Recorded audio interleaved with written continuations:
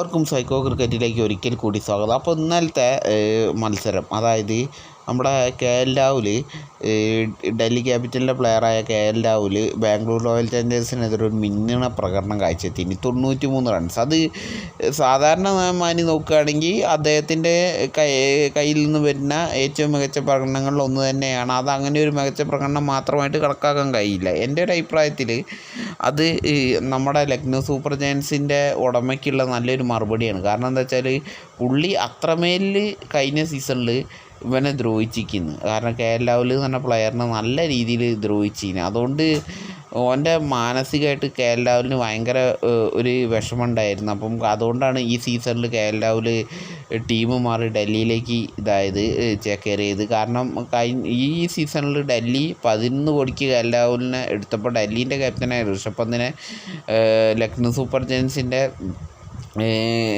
Team ഉടമ 27 കോടിക്കാണ് എടുത്തത്. പക്ഷേ ആ 27 കോടീൻ്റെ കളി ഋഷഭ് പന്ത് കളിക്കുന്നുണ്ടോയെന്ന് ചോദിച്ചാൽ ഒരു 30 ലക്ഷം കൊടുത്ത് കയറി ഒരു ആഭ്യന്തര പ്ലെയർ കളിക്കുന്ന അത്രയും കൂടി ബേസ് പ്ലേയേഴ്സിനുള്ള കളിയും കൂടി പുള്ളി കളിക്കില്ല. അത് ഗോയങ്കയ്ക്ക് കിട്ടിയ ഏറ്റവും വലിയ തിരിച്ചടിയാണ് ലക്നൗ സൂപ്പർ ജയൻസിൻ്റെ ഉടമയ്ക്ക്.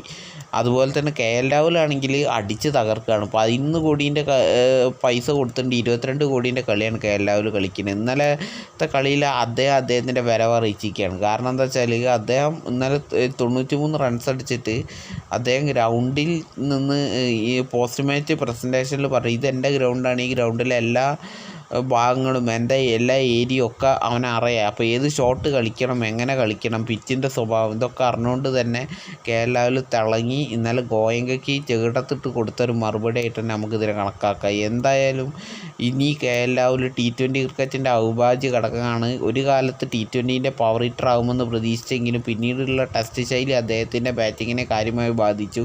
പിന്നെ പരിക്കുകളിലും തോളലിനും മറ്റൊക്കെ ആയിട്ട് ഒരുപാട് പരിക്കുകൾ അദ്ദേഹത്തെ പിടികൂടിയിരുന്നു. എങ്കിലും അദ്ദേഹം അതൊക്കെ മാറി ഇപ്പോൾ തിരിച്ചു വന്ന ഒന്നൊന്നര കളിയാണ് കാഴ്ചവെച്ച് കൊണ്ടിരിക്കുന്നത്.